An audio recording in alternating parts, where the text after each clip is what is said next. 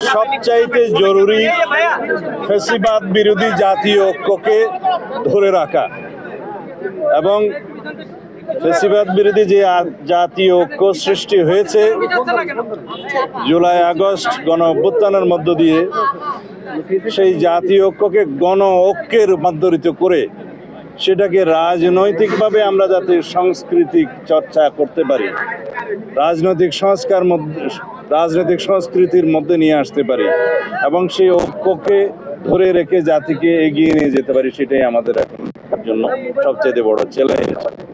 আমাদের সেই প্রচেষ্টার কারণে আমরা এই সকল রাজনৈতিক দল যারা ফ্যাসিবাদ বিরোধী আন্দোলন সংগ্রামে জড়িত ছিল এবং আমাদের সাথে ছিল, তাদের সবাইকে নিয়ে একটি অন্তর্ভুক্তিমূলক রাজনৈতিক যে কোনো বক্তব্য আমরা দিতে চাই।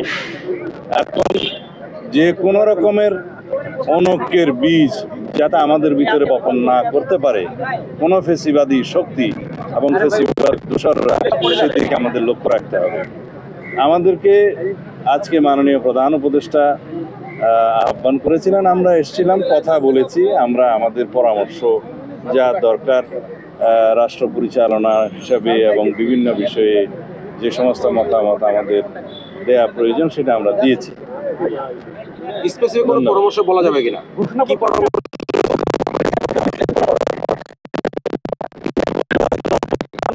ঘোষণাপত্র নিয়ে কিছু আলোচনা হয়েছে,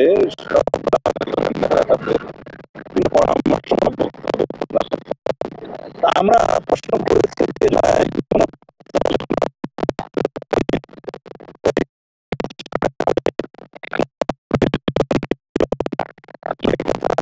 সেটার রাজনৈতিক গুরুত্ব, ঐতিহাসিক গুরুত্ব এবং আইনি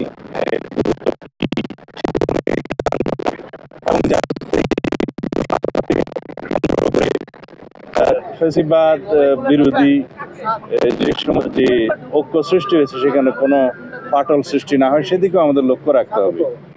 যদি কোনো রাজনৈতিক দলিল ঐতিহাসিক দলিলে পরিণত হয়, সেই দলিলটাকে অবশ্যই আমরা সম্মান করি, কিন্তু করতে যেয়ে যাতে সব সংশ্লিষ্ট সকলকে অন্তর্ভুক্ত করা হয়, তাদের পরামর্শ নেওয়া হয়, আলোচনা করা হয়, সেই দিকটা আমরা পরামর্শ দিয়েছি এবং সেই বিষয়ে আমি মাননীয় প্রধান উপদেষ্টা এবং অন্তর্বর্তীকালীন সংশ্লিষ্ট সকল উপদেষ্টাকে অনুরোধ করেছি সেই বিষয়ে যেন আপনারা নজর রাখেন এবং সেই হিসাবে পদক্ষেপ নেন, যাতে জাতীয় ঐক্যের মধ্যে কোনো রকমের ফাটল সৃষ্টি না হয়, আমাদের মধ্যে যাতে কোনো রকমের বিভ্রান্ত সৃষ্টি না হয়।